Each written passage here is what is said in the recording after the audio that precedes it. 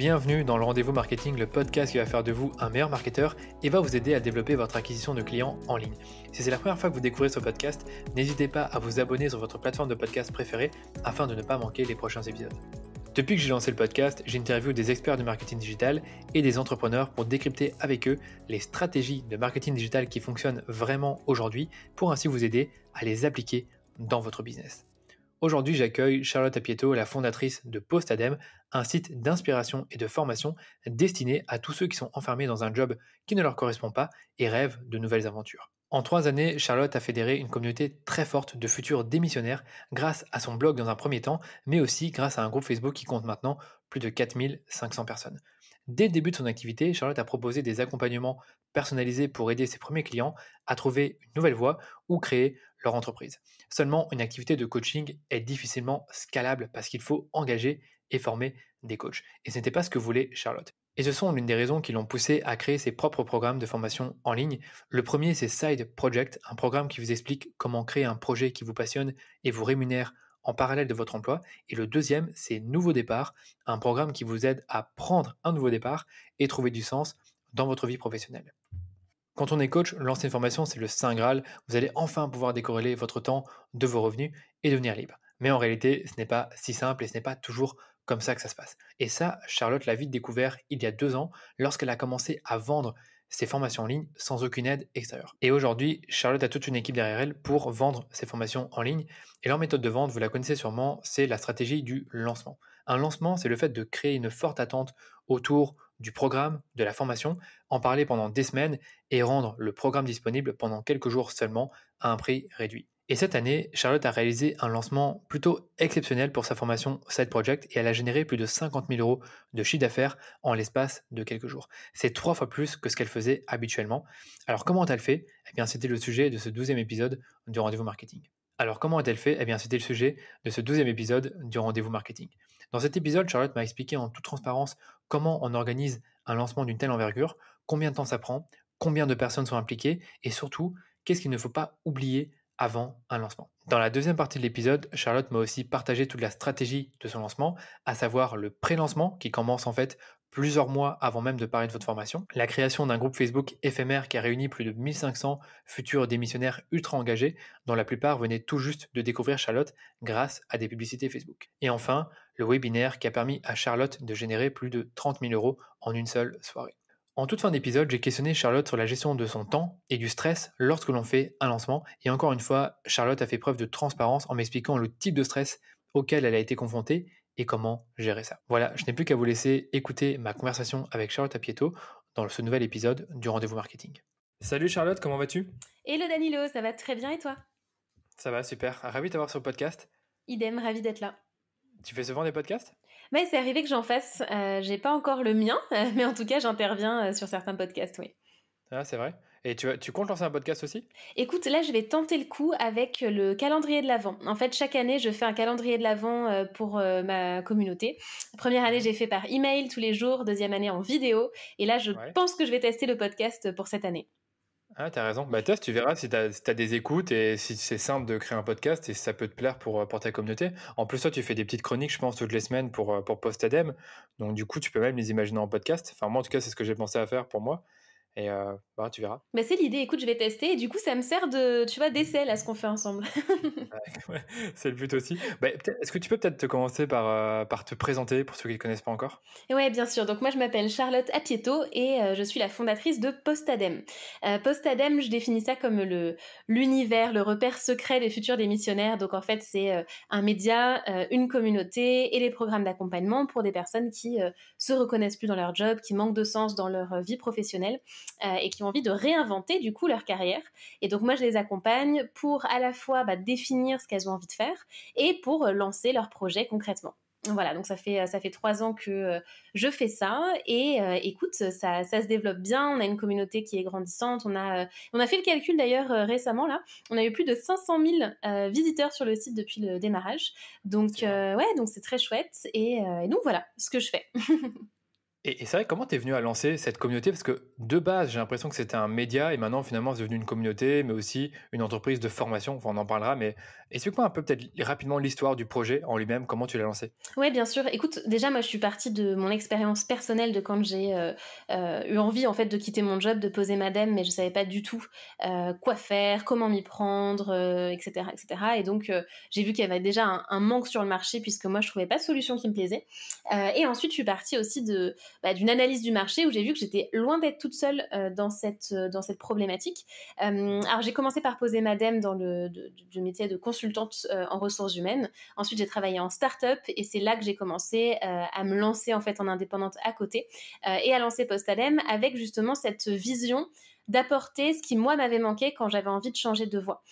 Et du coup, je suis vraiment partie d'une vision assez complète en fait de l'univers que je voulais créer, où j'avais déjà envie qu'il y ait du contenu parce que moi je trouvais qu'il y avait rien de qualitatif à cette époque-là. C'était il y a quelques années. Hein. Vraiment, tu vois, c'était des articles style article du Monde sur les consultants qui étaient devenus pâtissiers du jour au lendemain et t'avais, enfin, côté un peu success story mais pas du tout concret. Donc j'avais envie de créer ce média pour ça. La communauté, parce que je trouvais qu'il n'y avait pas de communauté non plus vraiment quali dont je pouvais faire partie, qui était accessible. Et donc du coup, je me suis dit, je vais créer ça moi-même. Et idem sur la partie accompagnement, coaching, formation, je me suis dit, j'ai pas trouvé non plus ce que moi je voulais, donc je vais le créer aussi. Donc je suis vraiment partie d'un manque que j'avais identifié, mais j'avais dès le départ cette vision d'ensemble, hein, vraiment ce côté écosystème, je l'avais en tête dès le début. Mais est-ce que dès le départ, tu t'es dit, mettre en avant, enfin, je vais créer des formations pour ceux qui veulent poser leur dème, ou alors c'est venu au fur et à mesure que tu as discuté avec ta communauté, qui a vite grandi, de ce que j'ai compris, je fais un peu l'histoire, mais quand tu as lancé le site Postadem, tu t'es un peu servi de ton réseau pour faire connaître le média, et ensuite la communauté qui s'est créée. Et après, voilà, dis-moi comment ça s'est passé pour tout ça. En fait, je l'avais déjà en tête quand comment ça s'est fait. Je me suis lancée vraiment officiellement.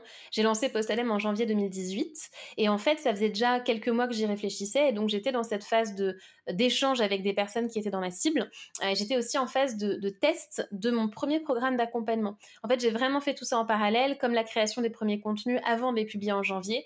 Donc, j'avais déjà commencé à tester ce programme d'accompagnement. Ce qui fait que quand j'ai lancé le site, je savais très bien ce que je voulais en faire derrière, en fait. Donc, c'est juste qu'au Ok. tout début, les premiers mois, c'était assez timide. Tu vois, c'était assez timide. Je commençais à trouver mes premiers clients, etc. Mais j'avais dès le départ en tête ce que je voulais faire au niveau accompagnement et formation.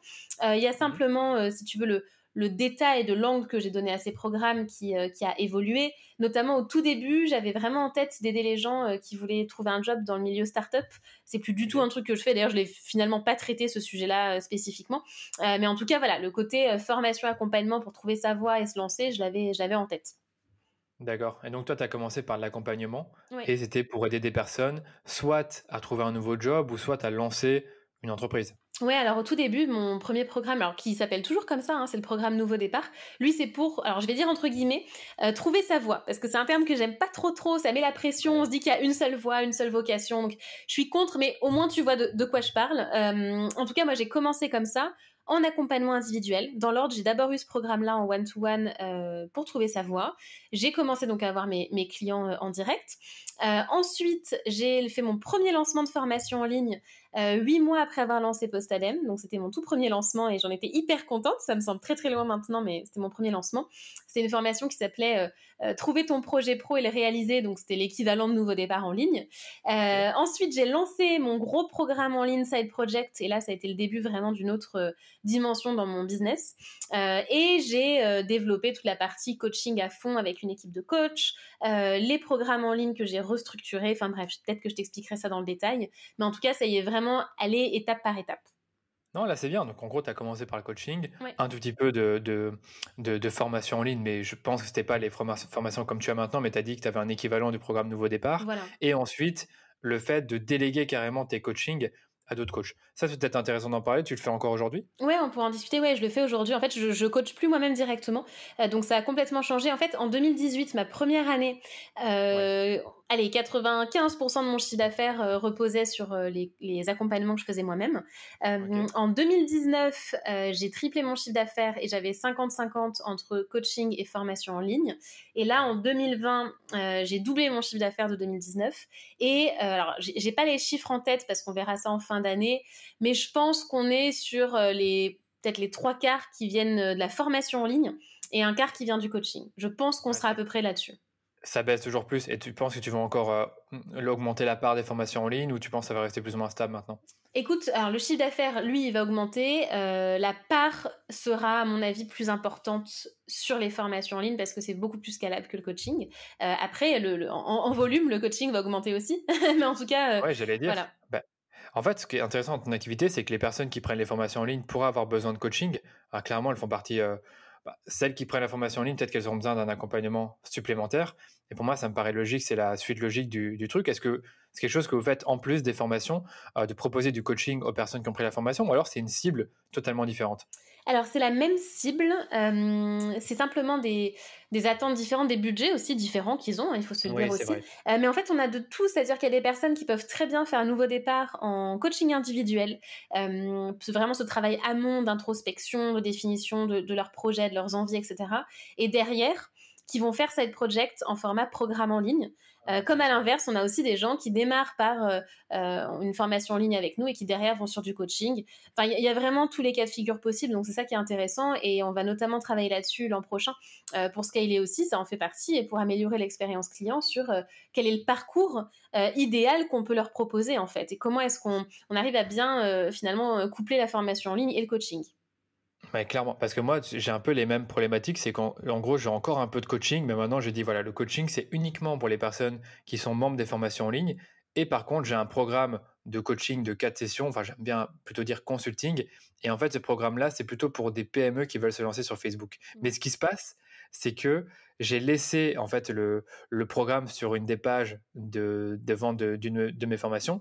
Et les personnes qui veulent prendre la formation en ligne veulent aussi prendre le programme en plus de la formation en ligne. Donc du coup, on a un peu ce parcours utilisateur qui est compliqué à identifier. Est-ce que c'est plutôt des personnes qui prennent le programme après avoir pris la formation, avant ou pendant? Donc c'est pour ça que je te pose la question aussi. Et je vois qu'on a un peu les mêmes problématiques, c'est qu'il y en a parfois qui en ont besoin avant et qui n'ont besoin jamais de formation, d'autres qui ont besoin un peu des deux, et d'autres qui ont besoin d'un peu de coaching en plus d'un programme de formation. Ouais, c'est pas Mais évident et puis parfois ils nous posent la question de qu'est-ce qui est mieux et clairement on échange en individuel et on fait oui, un peu au cas par cas. Maintenant voilà, tu vois même dans les programmes en ligne maintenant, on a aussi l'option coaching où tu as quelques heures qui sont inclus et tu as des voilà, gens qui ça le c'est veulent intéressant. après coup. Enfin tu vois, c'est pas évident en fait de d'anticiper ça au mieux, donc je pense que c'est important d'avoir une structure qui est claire et nous on va tâcher d'améliorer ça, et d'avoir une structure, tu vois, une présentation qui est super claire pour que la personne s'y retrouve, mais derrière d'être très flexible. Tu vois, Ouais, c'est que la porte d'entrée soit claire et derrière flexible. Donc voilà, on va bosser dessus aussi, donc je pense qu'on sera sur les mêmes, les mêmes sujets, toi et moi.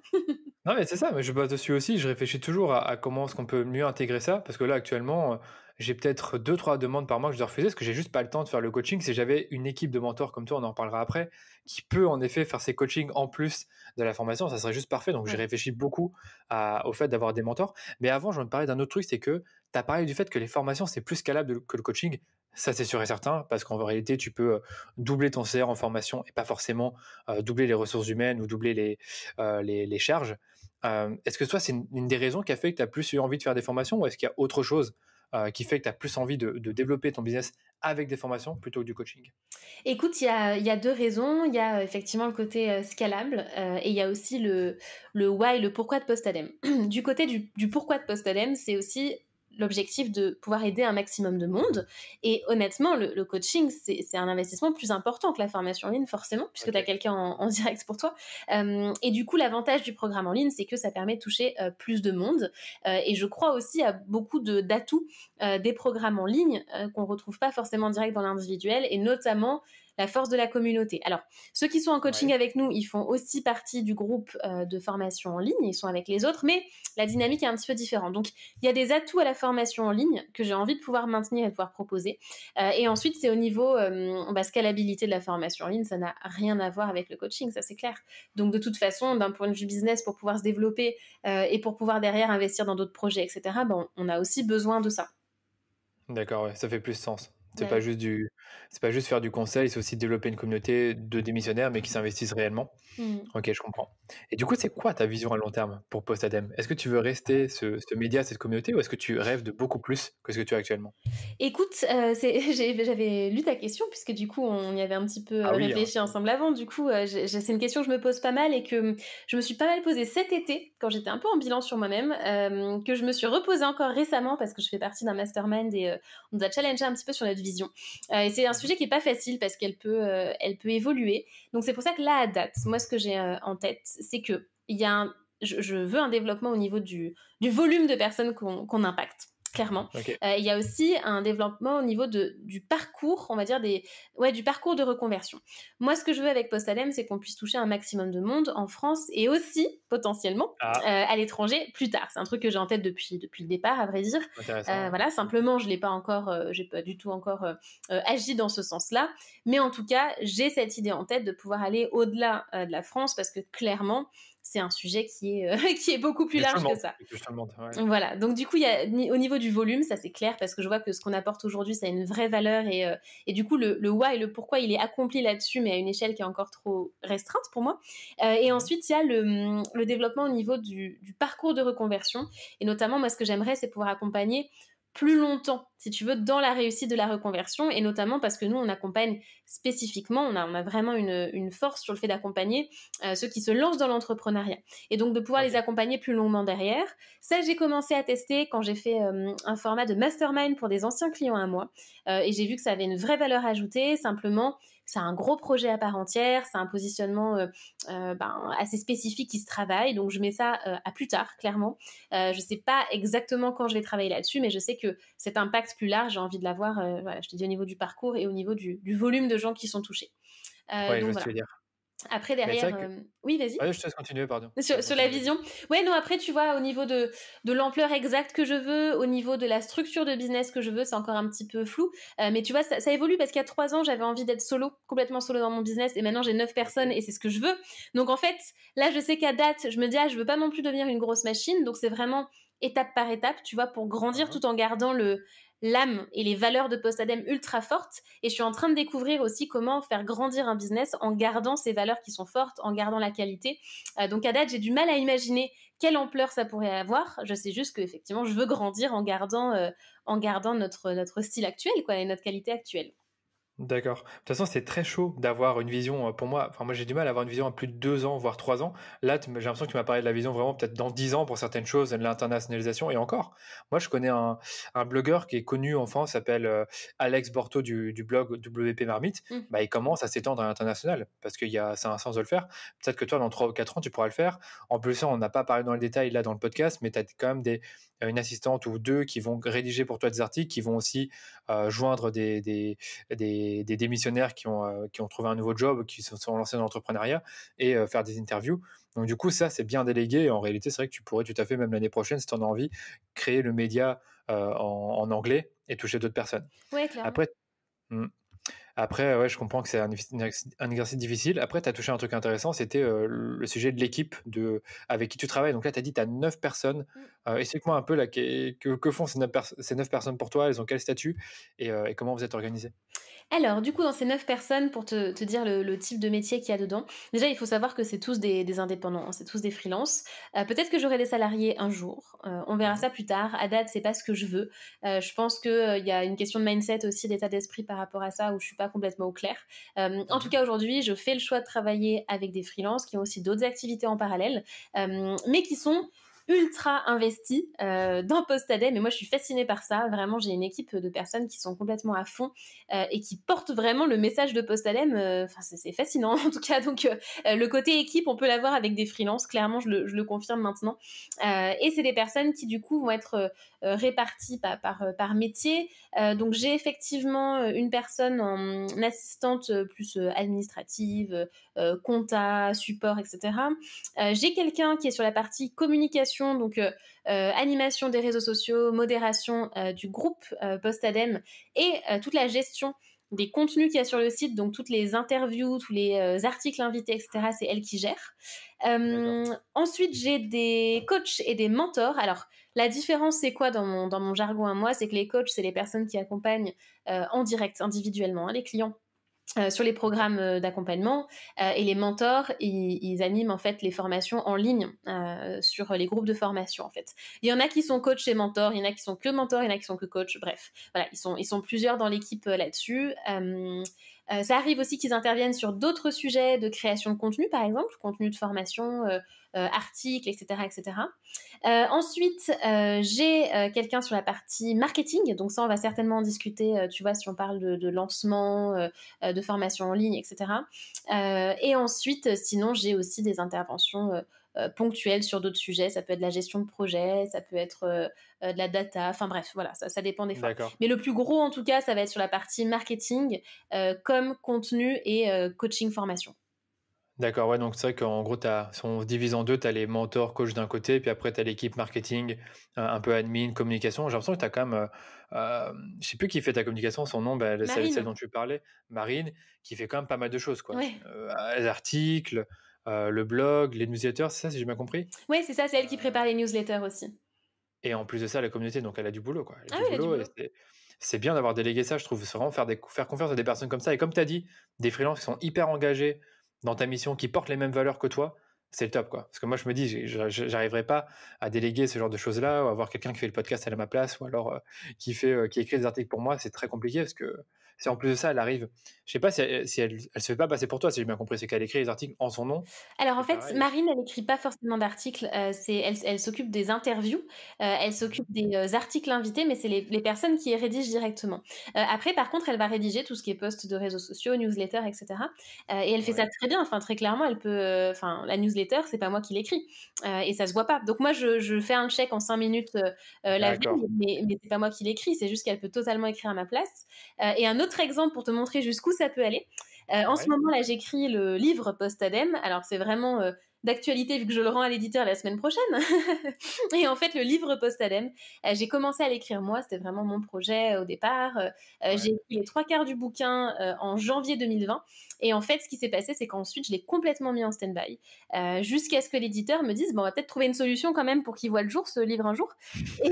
Et en fait, ce qui m'est venu avec l'éditeur, c'était une excellente idée.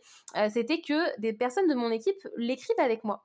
Et en fait, tout de suite, je me suis dit, bah, ça va être. Alors, c'est Manon et Marion, les deux personnes Mhm. qui écrivent avec moi. Donc, c'est officiellement mes co-auteurs. Hein. Et donc, en fait, elles rédigent les parties manquantes et on finit le livre vraiment toutes les trois ensemble. Bah, tu vois, elles écrivent vraiment le livre. Avec exactement le même style que le mien. Enfin, tu peux pas voir, à mon avis, dans le livre qui a écrit quoi. C'est pas Ouais, je possible vois ce de que tu veux voir. dire. En fait, elles sont coachs et mentors des programmes, elles les connaissent par cœur, elles sont complètement dans les valeurs de Post-Adem. Enfin, vraiment, c'est hyper fluide du coup parce qu'on peut écrire les unes pour les autres. Donc ça, c'est vraiment super. Et ce que je précise aussi, c'est que mon équipe, pour 90% d'entre eux, c'est des anciens clients. Et en fait, le fait que Mais ce soit des oui. anciens clients, ça change tout parce que c'est des, tu vois, que ce soit Manon ou Marion ou Dimitri, Bérangère, Alice, bref, toute la partie coach et mentor, c'est des personnes qui sont passées par mes programmes, qui ont aimé les programmes, qui étaient vraiment à fond et que moi j'ai repéré en fait dans les programmes et qui du coup maintenant travaillent avec moi et qui ont envie de transmettre ça à leur tour. Donc ça joue énormément sur l'engagement aussi. Mais je suis entièrement d'accord et j'allais justement te poser la question, mais d'où tu trouves des freelances aussi engagés? Ben, tu as répondu directement, c'est que même pour ceux qui nous écoutent, c'est une pépite, c'est qu'en gros, vous avez potentiellement des freelances parmi vos clients, vos prospects, vos lecteurs, parce que c'est des gens qui sont passionnés par ce que vous faites et qui sont prêts à payer, surtout les clients, qui sont prêts à payer pour s'offrir votre contenu ou vos coachings. C'est ça. Donc très intéressant cette partie-là. Le livre, rapidement, c'était quoi le but du livre? C'était vraiment de euh, faire progresser le média, créer de l'autorité envers ton programme explique-moi un peu Ouais, peut-être c'est ça. rapidement. Alors c'est déjà en fait une envie un peu personnelle, tu vois, d'avoir vraiment le livre qui va avec Post-Adem. Donc déjà il y a ça. Mais sinon c'est effectivement de faire autorité. Il y a quand même un côté autorité quand tu as un livre Ouais, faut édité pas se le cacher. Post-Adem. Voilà, c'est de pouvoir du coup avoir aussi un relais auprès de la presse. Et c'est d'avoir, ouais, il y a quand même un accomplissement dans le fait d'avoir ce livre, tu vois, physique, matériel, Post-Adem. Donc c'est vraiment l'idée. C'était ce Ok. côté autorité et aussi de pouvoir toucher des gens beaucoup plus largement, qui seraient peut-être pas arrivés sur Post-Adem sinon, et qui là, en allant se promener à la Fnac ou dans les librairies, pourront voir le livre et se dire tiens, ce nom, ça me parle bien. Donc voilà, c'est Clairement, ça il est très bien l'objectif. choisi. Voilà. Il est très bien choisi et j'allais dire, le livre, rappelle-moi, c'est bien un livre sur ta méthodologie. C'est de comment tu te reconvertis, comment tu crées ton projet, c'est bien ça? Ouais, c'est ça. C'est vraiment, c'est pas l'équivalent d'une formation en ligne non plus. Ça, c'était un peu une Ouais. question au départ, hein. C'est Mmh. pas la méthode de formation en format livre, hein, clairement. C'est un livre, si tu veux, de prise de conscience. Moi, j'ai envie de l'appeler comme ça. Une source d'inspiration que j'avais. Je sais pas si tu connais le livre d'Alan Carr pour arrêter de fumer. Alors moi, j'ai jamais fumé, hein, donc je l'ai pas lu moi-même le livre. Je le connais pas, mais non. Voilà, mais en fait, effectivement, je sais pas si tu fumes ou pas. Moi, je fume pas, mais j'ai notamment ma maman qui fumait et qui a arrêté de fumer grâce à ce bouquin. Et j'en ai beaucoup entendu parler. Où à la fin, quand tu tournes la dernière page, apparemment, c'est bon, quoi. Tu refumes plus jamais. Ouais? Et je me suis dit, mais je veux que ce soit pareil et qu'à la fin du bouquin, post-adem, bah, en fait, t'es vraiment prêt. Alors, ça veut pas dire que tu post-adem sur un coup de tête à la fin, c'est Ouais. pas le but, hein. Bon. Mais en tout cas, t'es vraiment prêt à te dire, ok, c'est bon, cette fois-ci, je me laisse ma chance pour faire autre chose. Donc, je suis partie de ça. Donc, c'est vraiment un livre qui a un mix d'inspiration. Donc, tu vois, il y a vraiment un angle développement personnel super fort. Il y a énormément de témoignages. Donc, ça, c'est vraiment ce côté inspi. Et il y a tout le côté hyper concret où il y a effectivement des éléments de méthodologie. Voilà. Donc non, je suis assez fière du bouquin. J'avoue que j'ai hâte qu'il sorte parce que je trouve que l'équilibre que j'avais envie de donner, il est plutôt bien respecté. Donc, voilà, là, on est en train de boucler tout ça. Mais l'idée, c'est que ce soit aussi bien inspirant que ultra concret. Et c'est cet angle aussi que je tâche de donner avec le média Post-Adem depuis le départ, en fait, comme avec mes formations, quoi. Donc, voilà, ça respecte en tout cas cette valeur-là.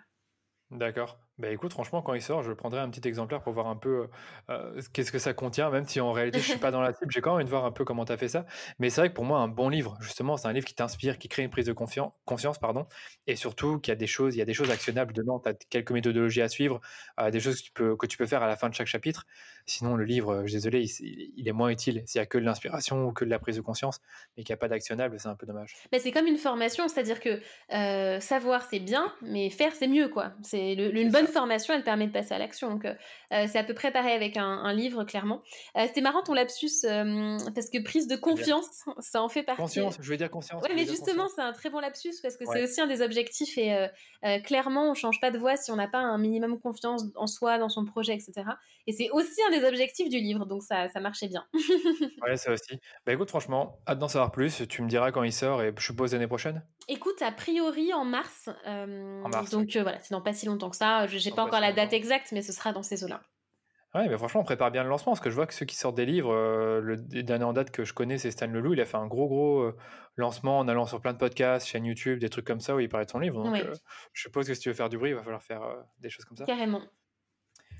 Bon, on va pouvoir passer à la partie lancement, hein. Tu déjà un peu teasé là-dessus et je pense que les auditeurs, s'en doutaient parce que j'en ai parlé dans l'intro. Mais c'est vrai que toi, tu es une de ces personnes qui fait, régulièrement des lancements. Je trouve que tu le fais bien. C'est pas trop spammer, c'est pas trop, enfin, c'est zéro bullshit franchement honnêtement, c'est bien réalisé et j'ai envie d'en parler parce que, récemment, tu m'as dit que tu as eu un très bon succès, avec un de tes lancements, que tu as triplé tes chiffres par rapport au précédent lancement, donc c'est énorme. Mmh. Tripler des chiffres sur un lancement, c'est très, très bien. Et j'aimerais qu'on en parle. Donc du coup, est-ce qu'on peut peut-être par commencer par la formation que tu as lancée? Du coup, quel était le nom de la formation? À quoi elle servait? C'était quoi l'objectif? Alors le programme que j'ai lancé là récemment et le gros lancement effectivement dont on peut parler, c'est, Side Project. Donc je te disais que j'avais Nouveau Départ, plutôt pour trouver sa voie et il y a Side Project. Ça, c'est un programme en fait de 3 mois, pour lancer ton projet entrepreneurial en parallèle d'un job. Ce programme-là, il a 2 ans d'existence. À ma connaissance, c'était le 1er programme sur le marché français, hein, vraiment sur ce sujet-là. Mmh. Et en fait, le principe d'un Side Project, en tout cas pour ma communauté, pourquoi j'ai créé ça? C'est parce que c'est beaucoup de gens dans ma communauté qui, certes, ils ont envie de quitter leur job pour se lancer dans l'entrepreneuriat, mais en vrai, dans la vraie vie, t'es pas une tête brûlée, t'as un loyer à payer, t'as une famille, t'as des responsabilités, etc. Et donc, t'as besoin de pouvoir tester ton projet et t'assurer qu'il est viable et qu'il te plaît aussi, tant qu'à faire, avant de te lancer à plein temps. Donc, le principe d'un side project et du programme, c'est que pendant 3 mois, moi, je les aide à définir leur projet et à le concrétiser, à vraiment commencer à le lancer pour voir si ça tient la route, s'ils ont vraiment envie de se lancer, pour pouvoir derrière soit en faire leur entreprise à plein temps, soit le garder en side project, soit éventuellement faire complètement autre chose s'ils se sont rendus compte que c'est pas ce qu'ils voulaient. Donc voilà le programme que j'ai lancé et donc c'est un programme au niveau du format comment ça se passe, c'est que ça dure donc 3 mois en ligne. Chaque semaine les membres ils ont un module qui est débloqué donc c'est vraiment stratégie des petits pas. un module d'1 heure, 1 heure et demie, les exercices de la semaine hyper cadrés. Ces exercices, ils viennent les partager dans le groupe de formation. Donc ça, c'est un groupe qui est limité à 30-35 participants, de gens qui font le programme en même temps, aux mêmes dates, les mêmes modules en même temps. Et ensuite, quand ils partagent leurs exercices, ils ont le retour des mentors. Je te parlais des mentors tout à l'heure. En fait, il y a 2 mentors sur Side Project dans un groupe, et ils répondent à chacun des exercices personnellement des participants. Donc voilà comment ça se passe. Donc l'aspect communauté est super fort aussi. Moi, je fais des Ouais. lives réguliers. Enfin voilà. Donc voilà l'objectif en tout cas du programme et son format. Ouais, j'allais dire, c'est que les mentors, c'est super important. Je pense que bon, la grande mode, elle est venue du fait que Live Mentor, justement, ça porte bien son nom. Bah, ils ont commencé à avoir les programmes en ligne avec les mentors. Et donc, toi, je pense que c'est un truc que tu as fait dès le départ, hein, avoir cet accompagnement en plus du programme en ligne. Parce que dans mes souvenirs, tu l'as lancé, comme tu dis, il y a 2 ans.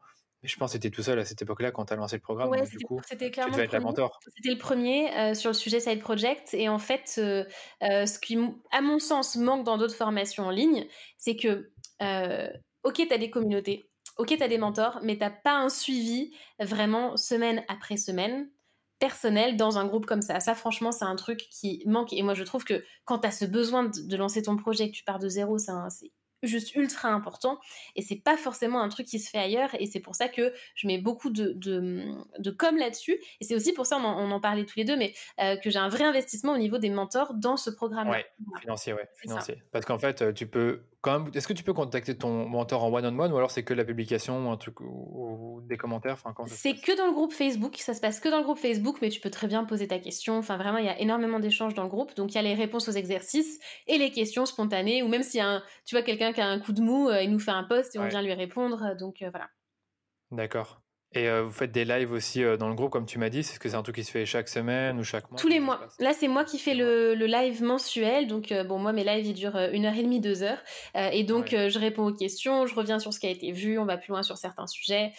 Donc, voilà, il y a vraiment beaucoup de choses. Là, en plus, sur l'édition actuelle, on fait un truc nouveau. C'est des masterclass. Donc, il y a 3 masterclass Ah. experts qui sont des lives en soirée en plus. Donc, voilà. Donc, c'est vraiment ultra riche sur 3 mois, tout ce qu'on fait. Donc, voilà. Le programme, en tout cas, Side Project, en quoi ça consiste? Bah, écoute, c'est top, tu as très bien expliqué ça. Et donc du coup, première question que je vais te poser à propos du programme et des lancements, c'est pourquoi faire des lancements alors que tu pourrais justement laisser le programme sur ton site vu qu'il y a déjà du trafic, il y a une communauté sur Facebook? Pourquoi est-ce que tu fais les lancements, plusieurs fois par an plutôt que de vraiment laisser le programme en libre accès sur le site? Bien sûr, il faut payer pour l'acheter, mais tu vois ce que je veux dire? En libre accès, je vois. Ouais, quand je dis libre accès, c'est voilà, il est sur le site et tu peux et tu peux y accéder. Ouais, ouais, non, je vois bien ta question. Écoute, il y a 2 raisons. Il y a une raison pédagogique et il y a une raison de marketing.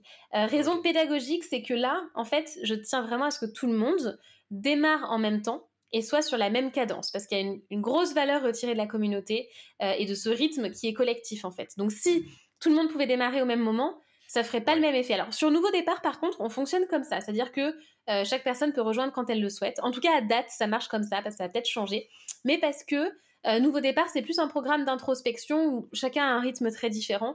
Alors que là, Side Project, on est vraiment dans un programme de passage à l'action. Donc, je veux que tout le monde soit en même temps. Donc ça, c'est la première raison plus pédagogique. Et la deuxième raison, elle est marketing, en fait. C'est que ça crée l'événement, c'est que ça crée l'attente. Et clairement, enfin, il y a de plus gros... Je fais plus de chiffre d'affaires avec Side Project qu'avec Nouveau Départ, à date, en tout cas. Ça peut changer. Mais en tout cas, vraiment, il y a un côté... événement et je capitalise à fond. Et là, tu vois, je fais 2 à 3 lancements par an, mais c'est max. Je pense que l'an prochain, il n'y en aura que 2. Ouais, c'est ça, c'est vrai que les lancements, bah, déjà, on peut en parler, c'est tu peux en faire plusieurs par an, mais en fait, plus t'en fais, ben, plus l'urgence, elle est pas très concrète. Si tu dis, ouais, le prochain lancement, c'est dans 3 mois, enfin, tu peux très bien attendre 3 mois, alors que s'il y a un lancement par an ou un lancement ou 2 lancements par an et que tu dis, voilà, Side Project, c'est 2 jours, c'est 2 groupes par an, soit tu viens aujourd'hui ou soit dans 6 mois.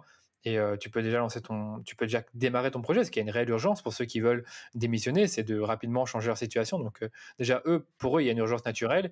Et pour toi, bah, tu as aussi le fait que comme le programme est disponible seulement 2 ou 3 fois par an, bah, clairement, c'est comme tu dis, c'est un événement et ça donne envie de l'acheter le plus tôt possible quand on a le besoin, bien sûr. Ah bah c'est ça, c'est tout à fait ça. Mmh.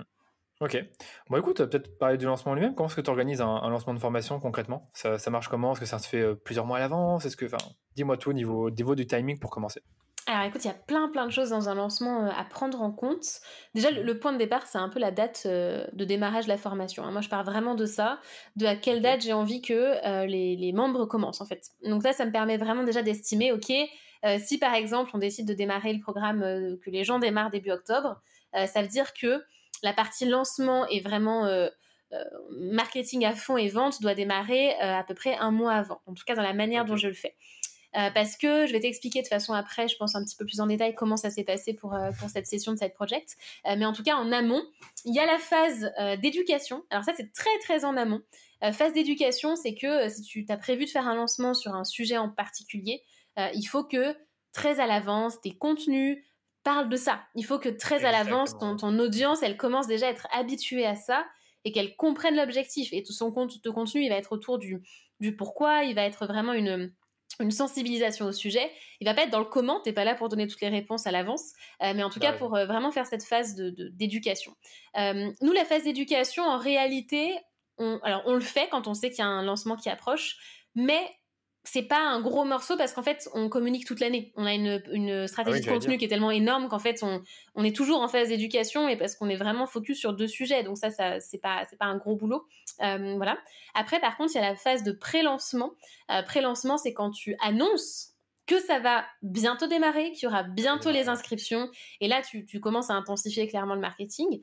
Et ensuite, à la phase de lancement, et donc ça, c'est quand les ventes ont lieu, concrètement.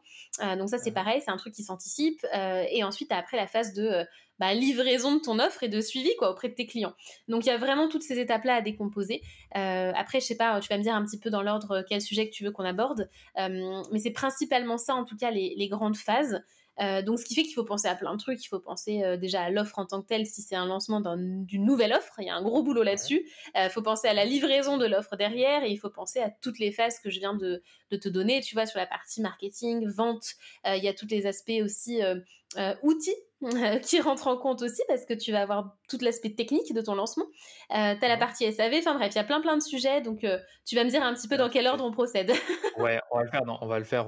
J'ai bien réfléchir à ça en parlant, mais bon, on va supposer que vous avez déjà une offre qui est prête. Vous savez exactement c'est pour qui. Donc du coup, ça, on va dire que c'est déjà prêt. Donc tu disais qu'il y avait la phase d'éducation. Ok. Donc ça, par exemple, pour moi, c'est la première étape. C'est que tu vas commencer à éduquer là-dessus, sans forcément parler du pré-lancement. Et ça se passe combien de temps avant, plus ou moins? Moi, ce que je recommande, c'est que 3 mois avant, tu commences à parler de ton sujet, ouais.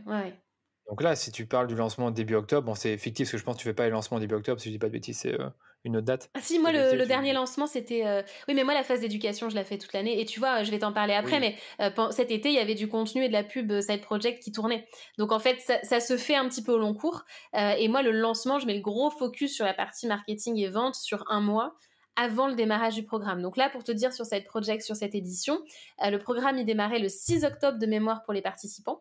Les ventes, elles ont commencé une semaine avant ou 10 jours avant, il faudrait que je regarde les dates exactes. Donc vraiment tout fin septembre. Et du coup, en fait, nous on était vraiment en phase de pré-lancement à partir de, je crois, du 7 ou du 8 septembre. Tu vois, mais toute la phase d'éducation, elle se faisait déjà en amont. Déjà en amont. Bah écoute, parlons du pré-lancement. Comment ça se passe à pré-lancement? Parce que ça, je fais pas souvent ça. Moi, je fais un lancement plus ou moins, admettons que je le fais en mai. 2 semaines avant, je dis qu'il va y avoir une sorte de lancement, donc je fais une liste d'attente, mais c'est tout, quoi. Je fais pas un truc dingue, je fais pas de groupe Facebook, je fais pas d'email en particulier. Toi, comment tu fais ton pré-lancement? Alors, je vais te dire comment là on a fait en tout cas pour cette édition-là en particulier, parce que je pense que c'est un bon cas d'école pour le coup. En fait, là la stratégie qu'on avait pour ce lancement-là, c'est qu'on voulait effectivement tripler, voire plus, mais les résultats. Et on s'est dit ok, qu'est-ce qu'il faut faire pour ça? Pour moi, c'est bon, ça fait partie des valeurs de Postadem aussi, mais c'était d'apporter un maximum de valeur déjà gratuitement à une audience nouvelle. Parce que ce qui se passe effectivement, c'est que quand tu as des lancements réguliers, en fait ta liste email, elle n'a pas forcément suffisamment augmenté pour arriver à refaire le même chiffre. Et moi, j'en étais vraiment arrivée à ça, en fait. C'est que je faisais un lancement, je disais, c'était un peu limite, quoi. Et je me suis dit, oui, en fait, c'est statistique. C'est que t'as pas assez de nouvelles personnes. Donc, c'est aussi pour ça que je me suis entourée, dans mon équipe côté marketing, alors qu'avant, je faisais les lancements solo. Mais du coup, il y avait un vrai besoin de renouvellement de la liste. Donc, c'est pour ça qu'en termes de pré-lancement, pendant l'été, en fait, on a fait tourner des publicités sur mes mini-cours Side Project, qui sont en fait mon lead magnet, qui était déjà prêt. Donc, voilà. Donc, ça a permis déjà d'avoir... Dis-moi. J'allais dire, tu peux peut-être expliquer c'est quoi un lead magnet pour ceux qui savent pas ce que c'est, parce que je sais que c'est une question qui revient souvent. Ouais, en fait, c'est un peu comme un petit produit gratuit, type, e-book, PDF ou je ne sais quoi encore, hein. Ça peut être une liste, ça peut être un outil, un template, bref, ça peut être plein de choses, mais c'est gratuit et c'est contre adresse email. Donc ça permet à la personne de récupérer un petit contenu de valeur et toi de récupérer son adresse mail. Voilà. Ok. Et donc moi, enfin, je sais pas si la définition est très bonne Non, très marketingement bien. parlant, mais en tout cas, moi, je le perçois comme ça. Oui, je pense que c'est plus ou moins ça. Moi, j'aime bien dire, c'est une sorte de, comme tu dis, c'est un petit produit, c'est quelque chose qui va, je pense, c'est sensibiliser, parler de la problématique sans forcément donner toutes les solutions, mais qui va préparer en fait la personne à la vente du produit. C'est logique, c'est que tu as parfois des guides d'achat comme Lead Magnet, ben, ça te prépare au fait d'acheter des produits. Euh, Enfin, j'ai peut-être du mal à l'expliquer aussi, c'est pas un sujet facile, mais concrètement, c'est ça, c'est que tu prépares la personne avant l'achat, c'est la suite logique, enfin, c'est le avant-produit. Donc, si toi, là, tu as le side project et que c'est le fait de, c'est pas retrouver sa voie, c'était se Lancer lancer un ton projet projet. en plus de voilà. Bah, tu vas peut-être faire un lead magnet comme tu dis sur. Tu peux me redire un lead magnet, Mais c'était là, c'est pour quoi? le coup, c'est des mini-cours et en fait, c'est 3 jours par email Mini-cours. où tu as 3 mini-cours pour savoir comment trouver une idée, comment t'organiser à côté ton Voilà, job. mais Voilà, c'est ça que je veux dire, c'est logique, c'est qu'en gros, tu parles de l'idée. Tu parles pas c'est ça. forcément de créer ton projet, de faire le business plan, tu parles juste de l'idée. C'est C'est ça. logique. En fait, c'est vraiment, tu vois, le tout début, vraiment l'essentiel que la personne a besoin de savoir pour réfléchir sur le sujet et pouvoir aussi si, tu vois, si mon style, si mon contenu lui parle. Et comme ça, si ça lui parle pas, ben, elle va trouver ailleurs et puis tant mieux. Et si ça lui parle, ben, elle reste. Effectivement, tu vois, donc ces mini-cours, ils existaient déjà. Et du coup, ben, on a fait de la publicité là-dessus cet été. Moi, j'étais en D'accord. vacances hein, cet été et du coup, ça tournait et ça a permis déjà d'avoir une liste email plus importante. Et ensuite, ce qu'on a fait à partir de début septembre, c'est qu'en fait, on s'est dit, OK, pour apporter un max de valeur à une audience qui est nouvelle, on va faire un système en fait de groupe privé éphémère. Donc en fait, on a créé un événement qui s'appelait la Side Project Week, qui était une Ok. semaine gratuite sur le Side Project, où concrètement, comment ça se passait, c'est que tu avais un groupe privé éphémère dans lequel moi j'ai animé tous les 2 jours un atelier gratuit en soirée. Donc il y avait 3 ateliers. Donc c'était en mode live dans un groupe privé Facebook. Il y avait donc ces 3 ateliers. Et à la fin de la semaine, il y avait un 4e atelier sous format masterclass qui était en fait un webinaire D'accord. où j'ouvrais les inscriptions à la formation. Ce qui fait que concrètement pour cette Side Project Week, on a créé, tu vois, l'opt-in page, donc la page d'inscription. On a créé Ouais. des publicités, on a fait tourner de la pub et on a eu vraiment, enfin, ça a super bien marché. Alors, il faudrait que je te retrouve les chiffres exacts, j'ai un petit doute, mais je crois qu'on a eu 1800 personnes dans la liste Side Project Week finalement en une semaine. Très intéressant. Et donc, du coup, là, c'était plutôt du retargeting, on est d'accord? C'était des personnes qui étaient déjà dans une de tes listes ou qui connaissaient ton site et tu les invitais dans la Side Project Week, ou alors c'était vraiment aussi des inconnus Eh ben écoute, qui n'avaient. bonne Ouais, question tu sais parce pas? que contre Tu sais toute pas? attente, 80% des gens ne me connaissaient pas avant. Oh, c'est ouf. 80%, c'est vraiment que de l'audience froide en fait. Donc Ok. moi j'étais très très surprise de ça, je m'y attendais pas. Mais par contre c'est un truc récurrent. Alors c'est pas moi qui gère mes publicités Facebook, donc je suis pas forcément la plus qualifiée là-dessus. Mais ce que Nolwenn me dit, c'est que très souvent les pubs où c'est vraiment de l'audience froide, enfin de, je sais pas quel est le terme pour ça, mais en tout cas ça marche mieux que le retargeting. C'est un petit peu mieux que le retargeting. Alors pourquoi? J'en sais rien du tout. Mais en tout cas, là, ça s'est vérifié puisque 80% c'était des personnes complètement nouvelles en fait. Dingue. Donc ça veut dire que c'est vraiment très scalable, hein, parce que si tu me dis que là, au final, ceux qui ont pris le programme, c'était finalement la moitié qui ne te connaissaient pas, c'est très scalable, Bah du au coup final. ouais c'est ça donc ça a permis effectivement d'apporter une liste super neuve et écoute justement c'est ça la victoire où moi je suis très contente de ce qu'on a fait et les pubs étaient vraiment bien faites parce que c'était une cible extrêmement bien qualifiée et moi j'ai vraiment halluciné, c'est-à-dire que ce groupe Side Project Week, dès Mhm. la création du groupe, en fait, on a Ouais. retrouvé l'ambiance qu'on peut trouver dans les groupes habituels de Postadem, que ce soit les groupes de formation ou le groupe privé Postadem ou Global. On a vraiment retrouvé exactement les mêmes valeurs, le même type d'échange, etc., que ce qu'on peut trouver dans des groupes qu'on travaille depuis beaucoup plus longtemps. Donc j'étais hyper contente de ça. Les publicités avaient de très très bonnes stats. Notre opt-in page, par contre, notre page d'inscription, avait pas un taux de conversion incroyable, mais au final, ceux que ça a converti étaient vraiment qualifiés, donc du coup ça a bien marché. Donc on a mis ça en place et donc cette Side Project Week, comment ça se passait concrètement? Donc je t'ai dit, il y avait les ateliers et en termes marketing, donc il y avait la pub qui les ramenait là. Derrière, Nolwenn, il a mis en place un chatbot. Donc en fait, les inscrits Side Project Week devaient interagir avec mon chatbot pour récupérer le workbook, donc le petit livret pour les ateliers. Oh là là, ouais. Voilà, donc le petit chatbot avec des petits gifs, des petites blagues, tout ça pendant la semaine. Donc ça leur rappelait qu'il y avait les ateliers en soirée, etc. Donc il y avait le chatbot qui tournait. Le groupe, il était animé par moi et par les mentors. Donc on a répondu à chacune des présentations. Et donc dans le groupe, il y avait quand même 1500 personnes. Donc c'est un gros Oui, j'allais truc. dire 1500, c'est beaucoup. Tout le monde n'a pas participé, mais j'avoue que en toute transparence, on a été un peu dépassé par l'ampleur du truc. Donc la prochaine fois, il y aura plus de mentors sur le coup. Et ensuite derrière, du coup, mes ateliers et tout le long, il y avait une stratégie d'emailing, bien sûr, pendant la Side Project Week. Donc voilà, ça c'était vraiment la semaine éphémère. Et derrière, ça se concluait avec la masterclass qui était donc en fait un webinaire. Et donc là, concrètement, il a fallu préparer le contenu du webinaire. Moi, c'était mon premier webinaire de vente. C'était vraiment le tout premier que je faisais. Ouais, premier webinaire.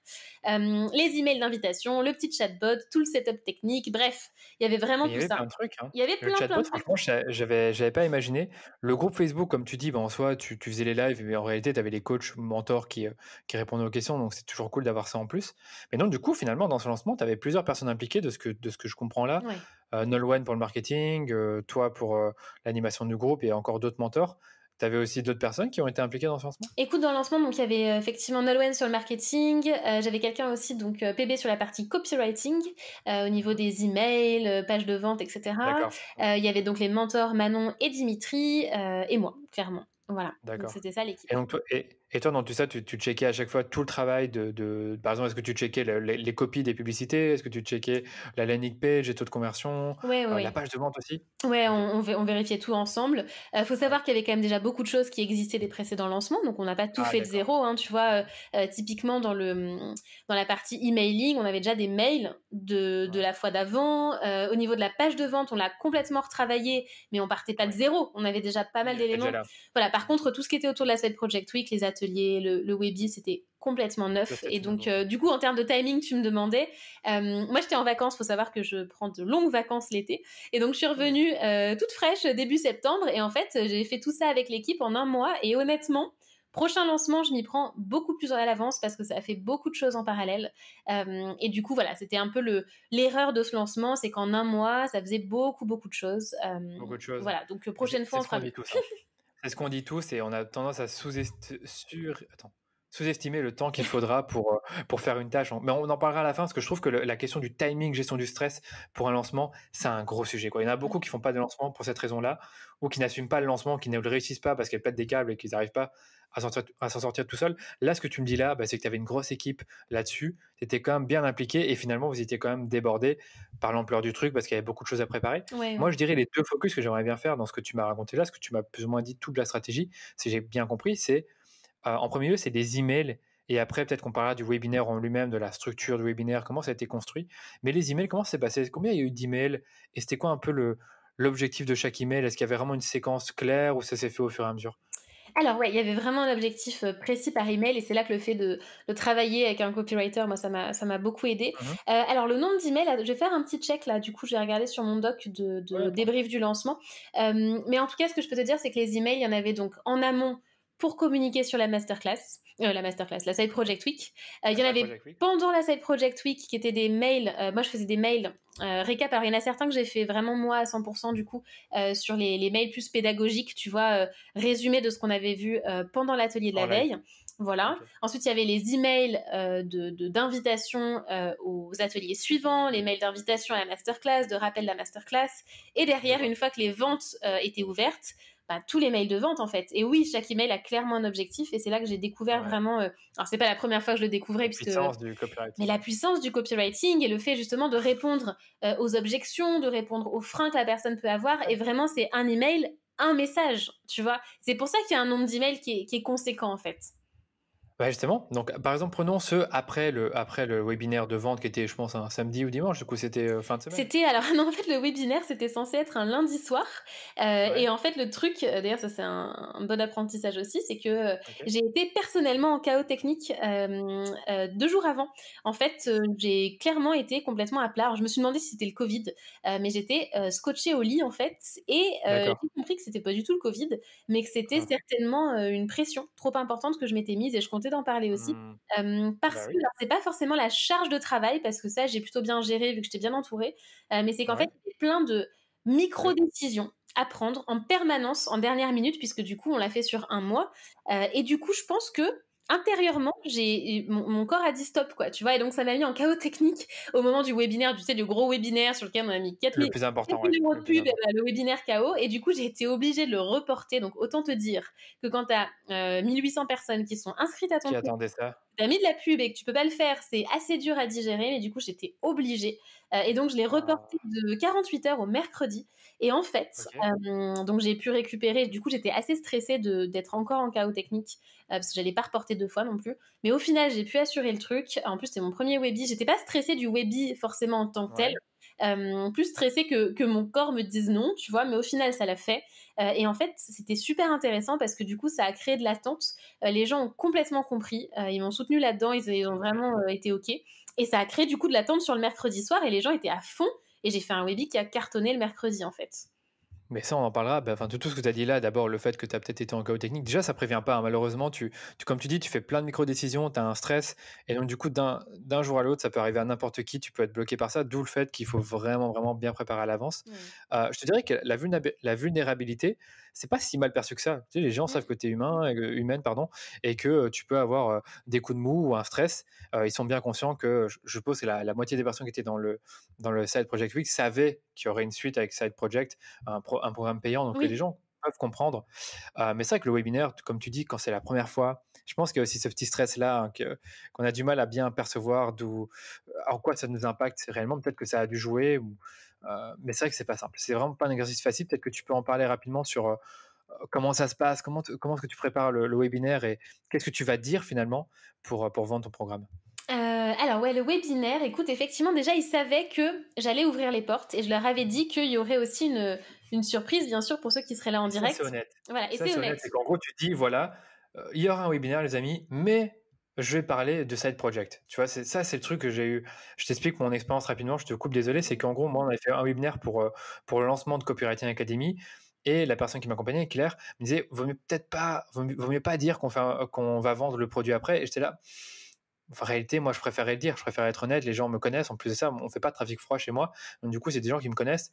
Et en fait, quand j'ai fait le webinaire, j'étais pas très à l'aise du fait que je jouais vraiment sur le mystère, qu'il y aurait une surprise à la fin, mais que je voulais pas dire que c'était le programme payant. Et ça, c'est vrai que je trouve ça tellement honnête, éthique, je trouve aussi, de dire, ben voilà, il y aura un webinaire, il y aura beaucoup de contenu, je vais vous apprendre des choses, je vais vous sensibiliser sur certaines choses par rapport au side project, au fait de lancer son projet en plus de son emploi, mais à la fin, je vous parlerai de mon programme. Mmh. Bref, je te laisse continuer. Ah mais je suis complètement d'accord, en fait. Sinon, Mmh. même moi, je me sentirais pas à l'aise, en fait Pas aligné, pas à l'aise, ouais, ouais. c'est ça et ils ont besoin de pouvoir y réfléchir à l'avance, simplement on évitait de répondre aux questions de ceux qui disent: «Ah, mais du coup, ce sera combien side project? Comment ça se passe?» On était En là: plus, «Ah, ouais, c'est ça. chaque chose en son temps, Mmh. on en parle en masterclass» et du coup, Exact. clairement, la masterclass, il y avait, j'expliquais de quoi on allait parler, quel Ouais. serait le contenu délivré et je disais que dans une deuxième partie, on allait parler, effectivement, j'allais annoncer l'ouverture avec une surprise et du coup, quand pendant le webi, je suis passée à la partie, plutôt vente, on va dire, j'ai dit Mmh. clairement: bah voilà, maintenant c'est l'heure de la fameuse surprise, je vais ouvrir les portes. Ceux que ça intéresse, vous restez et ceux qui veulent partir, bah écoutez, franchement, allez-y, enfin, il y a pas de souci, quoi, tu vois? Et au moins chacun fait son choix en conscience Ça, j'adore. et voilà. Ça, j'adore. Donc Ça, et comme j'adore. ça, moi, j'étais à l'aise, en fait. Donc voilà, du coup, le Webi, effectivement, en termes de structure, au départ, bah, tu vois, j'explique, le why de ce webinaire, j'explique, rapidement qui je suis pour les nouveaux, vraiment très Mmh. rapidement. J'explique ce qu'on va voir, j'explique à la fin, justement, il y aura une surprise, et Exact. ensuite, ben, du coup, Teasing. j'avais plein de gens qui étaient alors on avait moins de gens qu'on ne l'espérait en direct. Ouais, tu en avais combien? Je crois qu'on avait 200 personnes, un truc comme ça. Très bien. En direct. D'ailleurs, je vais faire un petit calcul rapide, mais je crois que ça Vas-y. correspond effectivement, tu vois, on avait, hop, ouais, c'est ça fait 25% derrière qui a pris le programme, je vais t'expliquer ça. Euh, D'accord. Oui, dis-moi. Avant que j'oublie, tu utilisais quoi comme outil pour le webinaire? Pour ceux qui les écoutent? Alors là, pour le coup, Sinon j'ai c'était oublié. Demio, Demio. DEMIO, OK, je connaissais pas. Demio pour Super, bon comme ça pour ceux qui écoutent. ouais, voilà, Vas-y, donc continue. ça m'allait bien. Mais effectivement, du coup, on avait à peu près, je crois, 200 personnes, en direct, ce qui était un peu moins que ce qu'on attendait, en fait, au départ. Mais OK. par contre, sur ceux qui étaient là, mais ils étaient à fond, ils étaient chauds patates. Alors du coup, il faut savoir un truc, c'est que, comme tout le long de la Side Project Week, ils étaient chauds patates, on a gardé cette petite blague parce qu'à chaque début de webinaire ou d'atelier, je leur demande s'ils sont chauds patates et ils m'envoient un emoji patate. Et du coup, derrière, sur les inscrits à Side Project, en fait, je donne un peu l'épilogue, mais on a 3 groupes constitués puisqu'on a eu plus de 100 inscrits. Et donc les 3 groupes, je leur ai donné des noms de patates. Donc il y a le groupe des patatas bravas, il y a le groupe des potatoes, et il y a le groupe des pommes dauphines. Donc on est vraiment resté sur la thématique chaud patate. Mais c'est ça qui est c'est marrant, mais en réalité, tu avais vraiment déjà développé la relation avec les gens. Ah mais Avec des clairement. blagues, c'est pas forcément obligé d'être des blagues, mais tu avais déjà développé une relation avec eux. Donc du coup, comme tu dis, ils étaient super chauds et c'est bien fait, tu vois? C'est que c'est pas comment dire? C'est pas un truc c'est pas de la manipulation ni Non. rien, c'est juste que vous étiez dans le groupe, vous avez développé une relation, tu as fait les lives, tu t'es montré, tu as montré ta tête, tu as montré aussi qu'il y avait une équipe derrière et les gens étaient enthousiastes. Ouais, c'est ça, je préfère que ce soit transparent et honnêtement, c'est super important pour moi d'avoir cette relation directe. C'est aussi peut-être pour ça que je t'ai fatiguée à la fin parce que tu vois, moi, mes lives, au départ, c'est censé Ouais, durer 1 heure, j'étais en live jusqu'à 22h30, 23h. Mes trucs, ils faisaient 2 heures et ouais, demie. Enfin, tu vois, deux heures et demie, quoi, c'est je passe fatigant. vraiment du temps avec eux. Enfin, j'ai vraiment l'impression d'être, on est vraiment en direct ensemble, en fait. Et du coup, c'est ça qui fait que, je pense que la clé de succès de ce lancement et que j'espère reproduire à l'avenir, et c'était aussi le cas des lancements précédents dans une moindre échelle, c'est qu'en fait, la confiance, elle y est parce que je suis pas là juste pour faire du chiffre, je suis là pour m'assurer que les gens qui vont venir dans le programme, ils auront le bon profil pour ça, que c'est le bon programme pour eux et qu'ils viennent vraiment en connaissance de cause et parce qu'ils ont vraiment envie de le faire. Et du coup, je suis vraiment dans une logique d'apporter de la valeur, de créer du lien direct avec les gens. D'ailleurs, tu vois, même si on fait des gros lancements comme ça, on a aussi des appels téléphoniques avec certaines personnes, pas toutes Mmh. évidemment, mais aussi on prend du temps pour faire des appels et être en direct. Et en fait, ça change tout. Et c'est pour ça que le webinaire, du coup, on avait 200 personnes qui étaient à fond parce qu'elles avaient fait les ateliers avant, qui étaient là pour la surprise. Et du coup, quand j'ai dit qu'on passait justement à l'ouverture et à la fameuse surprise, en fait, les gens étaient vraiment à fond, à fond, à fond. Et ça a permis du coup de faire un taux de conversion en webinaire de 25%, ce qui est 25%, ce juste qui est énorme. énorme. Normalement, c'est 5 à 10. C'est ça. Et c'était quoi la surprise, Charlotte, du coup? Quelle était la Alors la surprise à la fin surprise, du webinaire? c'est qu'en fait, le prix de Side Project augmentait pour cette session. Et moi, ce que Hein, j'avais hein. décidé de faire, c'était de garder l'ancien prix le premier soir, en fait, pour que les premiers qui s'inscrivent au programme juste après la masterclass aient accès au programme à son ancien prix avant que ça passe au nouveau prix.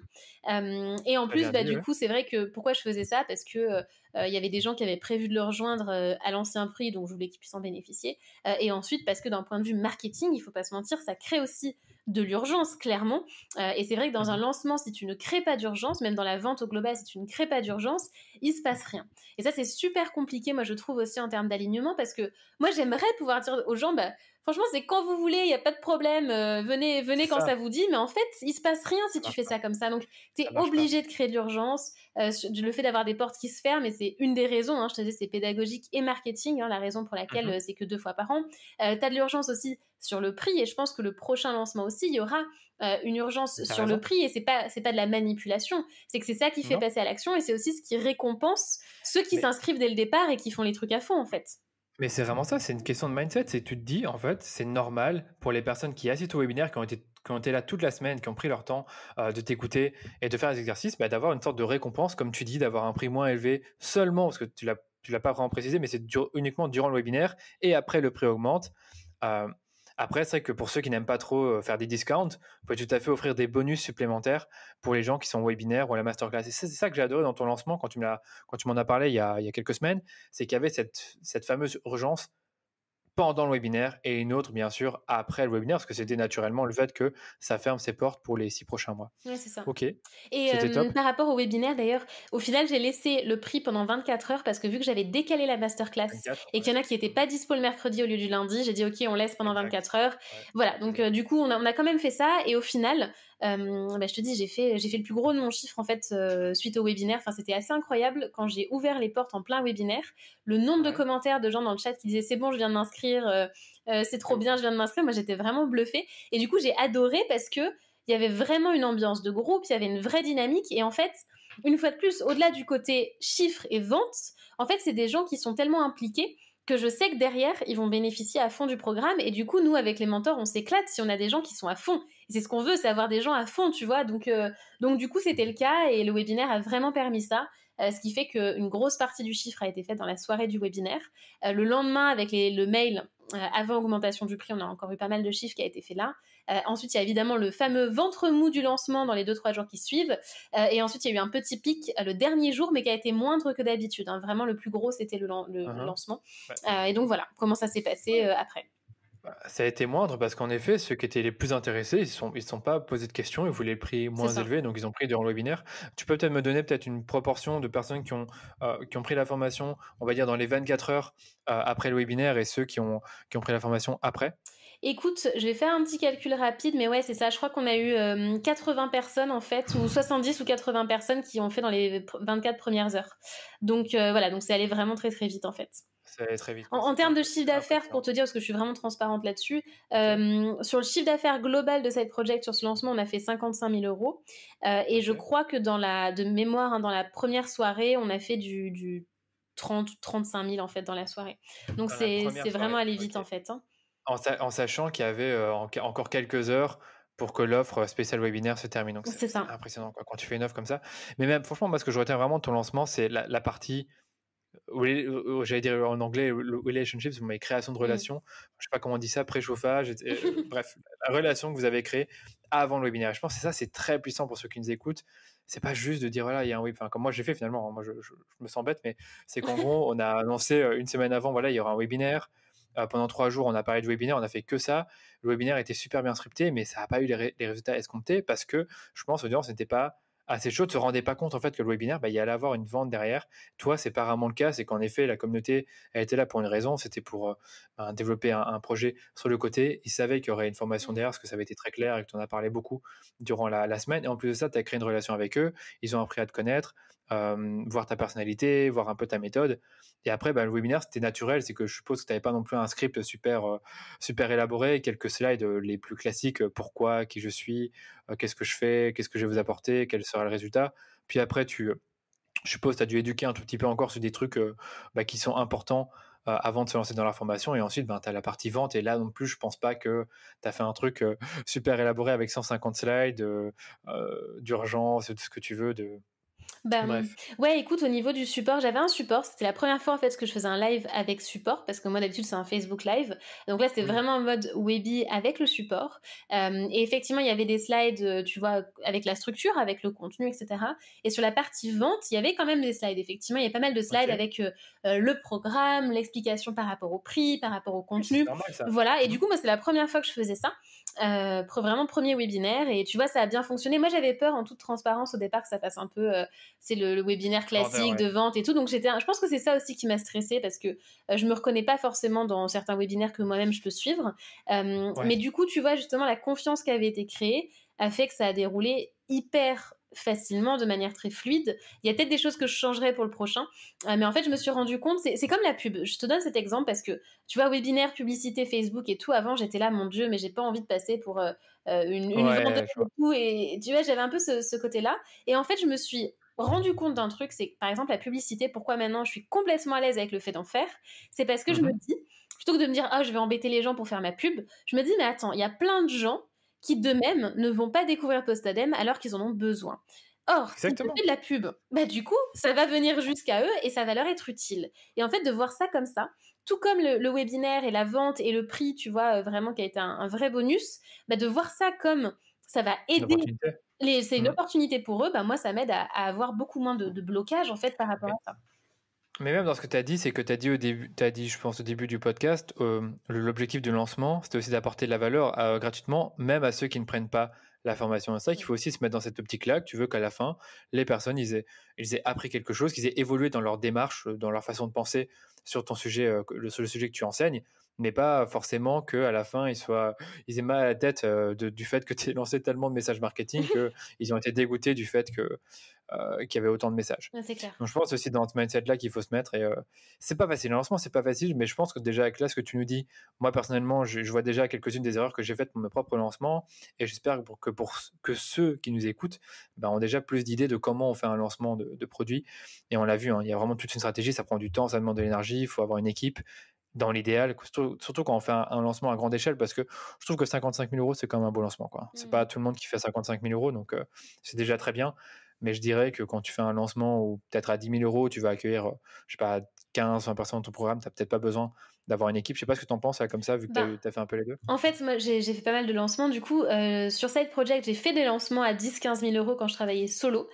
Donc, je le faisais solo et je veux dire, j'ai survécu. Hein, donc, il y avait pas. Je faisais un live dans le groupe Postadem, tu vois, il n'y avait pas toute l'artillerie qu'on a sortie cette fois-ci. Ouais, webinaire, email, etc. Voilà, et tu vois, on avait échangé, c'était en octobre dernier d'ailleurs, je me souviens. On avait échangé tous les deux parce qu'on avait fait un lancement tous les deux et je t'avais donné mes résultats. J'avais fait un lancement à 14 000 euros solo. Et du coup, je veux dire, c'était un bon résultat et c'était chouette, quoi. Tu vois, simplement maintenant, effectivement, mes objectifs sont plus importants. Plus élevé, ouais. Mais tu vois, au final, 14 000 euros, j'avais une marge de quasi 80%. Là, sur les 55 000 euros, la marge, elle est moindre, elle est de 45% aujourd'hui. Donc, le modèle, il évolue aussi, tu vois. C'est très intéressant comme tu dis là, c'est qu'en effet, le modèle il évolue, c'est que aussi la marge qui compte. Ben là, oui, mais attends, 45% sur 55 000, c'est mieux que 80% sur 14 000. En plus de ça, tu m'as bien fait comprendre que dans les groupes Side Project, tu ne dois pas forcément être là tous les jours, parce qu'il y a des mentors pour ça, et comme tu l'as dit, ça fait partie des choses qui partent de ta marge. Ouais, clairement.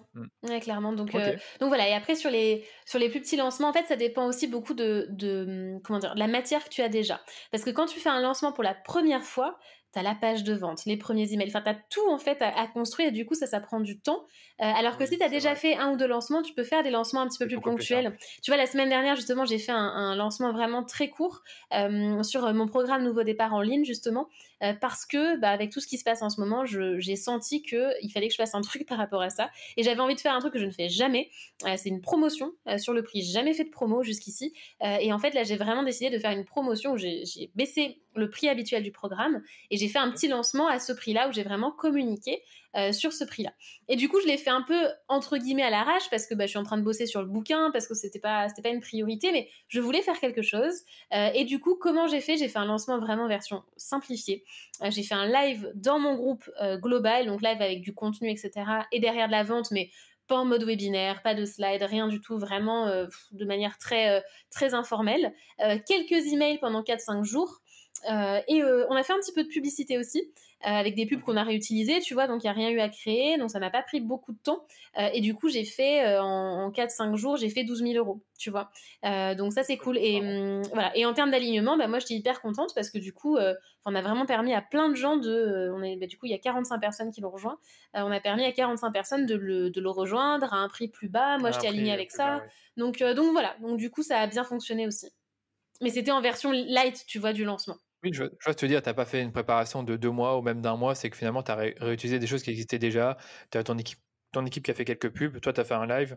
C'est ça. Et les emails, par contre, tu les as bien envoyés à toute ta liste? Ouais, là, c'était des emails à toute ma liste. Ouais, là, c'était vraiment toute la liste. D'accord.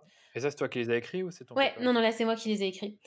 Donc, mais pareil, j'avais déjà une base, tu vois, mais ouais, c'est moi qui les ai écrits. Et puis, honnêtement, on aurait pu faire plein de trucs mieux. Enfin, si j'avais voulu faire un vrai beau lancement là-dessus, on aurait retravaillé plein de trucs. Mais là, je voulais juste pouvoir faire cette promotion, proposer ça, rapido, et puis ça a bien marché. Ouais. Et parce que comme tu dis, il y avait un timing enfin, c'était le bon timing finalement, c'était le bon moment parce qu'il y a toutes ces histoires de confinement, peut-être certaines personnes perdent leur emploi, etc. Ok. Écoute, tu as beaucoup parlé justement de publicité Facebook pour tes lancements, que ça t'a aidé à générer énormément de prospects, de personnes intéressées. Mais est-ce que tu as utilisé d'autres canaux marketing pour le lancement de Side Project en particulier, du type stories, email, articles de blog? Est-ce qu'il y a autre chose que tu as fait? Écoute, c'est vraiment email et publicité. Après, Articles, ben, comme je te dis, on en fait un petit peu tout le temps, donc c'est vrai qu'au niveau des Ouais, contenus, alors on met ça un petit peu plus en avant au moment du lancement, mais je veux dire, c'est ouais. un truc qu'on fait vraiment toute l'année, on en parle vraiment toute l'année parce qu'on a deux sujets de prédilection, donc voilà, on tourne beaucoup autour de ça. Ensuite, story, ouais, j'ai fait des stories. Alors, faut savoir que moi, mon Instagram, c'est pas forcément un très bon cas d'école, hein, parce que je l'ai laissé en friche pendant un moment.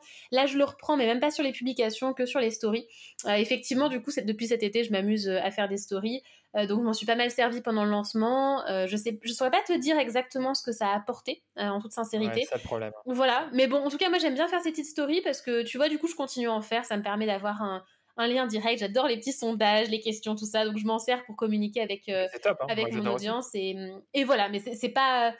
Je sais pas vraiment ce que ça a rapporté, hein, franchement. OK, d'accord. Non, moi, ce que je fais aussi pendant un lancement, c'est que je mets des pop-up spéciales sur mon site ou alors des comment on appelle ça encore? Des petits trucs qui apparaissent sur le côté à droite, Ah je sais oui. plus comment on appelle ça. Mais ça, c'est bien parce qu'en fait, tu as déjà, 30 000 visiteurs par mois sur ton site ou 100 000.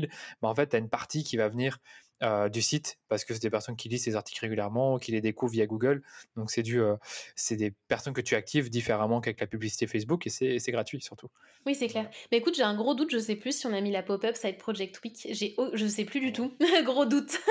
C'était juste pour savoir, mais c'est vrai que c'était pour creuser le sujet à fond. C'est qu'en gros, hein, si vous faites un lancement, faites la totale, stories, email, Ouais. articles, pop-up, publicité. Il faut vraiment être présent, quoi. Il faut être présent dans l'esprit des gens et il faut que ça se ressente un peu partout dans votre écosystème, on va dire. C'est tout à fait ça. Ok. Quelques petites questions en plus sur ton groupe, parce que c'est vrai que tu n'en as pas beaucoup parlé, mais tu as quand même un groupe Facebook avec quoi? Plus de 4 5 000 membres, un truc Ouais, comme c'est ça? ça. Communauté très active et je pense que tu es encore présente. J'ai encore vu la semaine dernière que tu as fait un live de 2 heures, hein, mais c'est vrai que tu es très généreuse niveau live. Et ce que j'allais te demander, c'est que toi, quand tu fais un lancement de formation, surtout comme celui-ci, qui est très spécial parce qu'il est, tu le fais 2 ou 3 fois par an, comment est-ce que tu, fais dans le groupe justement pour, faire en sorte que les personnes, hem, soient dans le lance enfin, comment on dit ça encore? Passent dans la side project week? Est-ce que tu vas faire des sondages, des appels à l'action, du teasing? Comment tu vas te servir de ton groupe justement, qui est gratuit, pour attirer des personnes vers la side project week? Écoute, le groupe, Postadem, du coup, là, on a vraiment fait le choix, tu vois, d'avoir un autre groupe pour cette Project Week, Cool. pour avoir que des gens là-dedans. Ce qui fait que le groupe Postadem, on s'en est servi quand même effectivement pour en parler, mais finalement assez peu, vraiment de manière, light. Pour la prochaine fois, à voir comment je m'en sers davantage, mais le groupe, si tu veux, moi, il a vraiment vocation à créer ce lien de confiance avec moi comme avec l'équipe, et à ce que les gens échangent entre eux. Et l'idée, c'est que du coup, Postadem, bah, t'es toujours un petit peu dedans parce que entre le média, entre la newsletter, le groupe, etc., ça fait partie un peu de ton quotidien. Et c'est l'objectif, si tu veux, avec ce groupe. Aussi parce que du coup, il y a des clients ou anciens clients qui parlent de programmes à l'intérieur spontanément.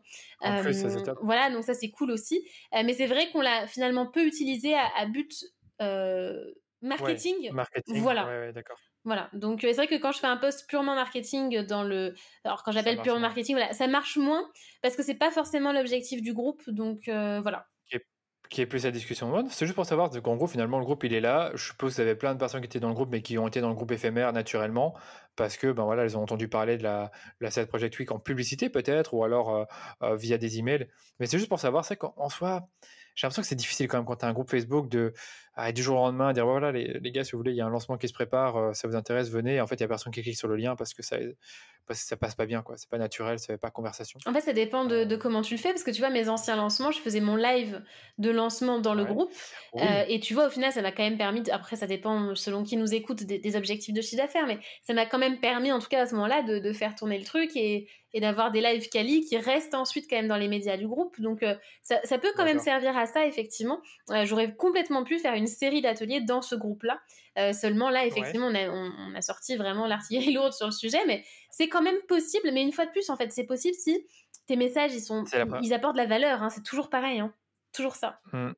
Je suis d'accord, mais en plus de ça, tu l'as très bien dit tout à l'heure, c'est que, bah, les personnes qui sont dans le groupe, il y en a qui sont là depuis plusieurs, mois, peut-être même plusieurs années, qui n'ont pas acheté pour telle ou telle raison. Donc du coup, c'était pas totalement une nouvelle audience. Donc du coup, il y avait peut-être une grosse partie des personnes qui avaient déjà entendu parler du programme et qui l'avaient pas rejoint pour telle ou telle raison. Et peut-être ça aurait été moins efficace de faire ces fameux ateliers dans ce groupe de 4 5 000 personnes parce que, ben, les personnes n'étaient peut-être pas assez préchauffées pour ça ou n'étaient pas autant intéressées que les nouvelles qui sont arrivées. Je sais pas ce que tu en penses? Ouais, c'est tout à fait ça.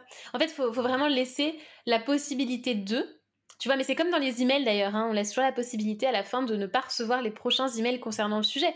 Moi, je mets clairement, au fait, je vais parler de side project dans les prochains emails. Si tu veux pas le recevoir, clique Ouais, je ici, vois. tu vois. Et du coup, c'est un peu pareil dans le groupe. Donc, il faut vraiment permettre aux gens d'être à la bonne place et de bénéficier de ce dont ils ont envie de bénéficier. C'est ça. C'est pas toujours facile. Et bien sûr qu'il faut aussi pouvoir envoyer des emails, communiquer, parce que si tu communiques pas et que t'es un peu timide par rapport à ça, il va rien se passer non plus, ça va pas non plus aider les gens, donc voilà. Mais il faut leur permettre en fait de prendre leurs décisions.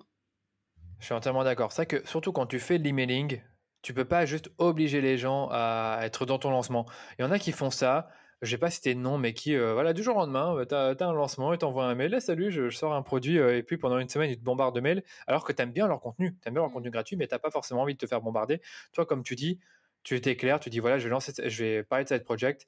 Si tu pas envie d'y participer, tu cliques sur le lien. Moi, c'est un peu différent, je fais un truc, de liste d'attente, c'est que je dis: «Voilà, dans quelques semaines, je vais relancer Facebook Ads Academy qui a été mise à jour.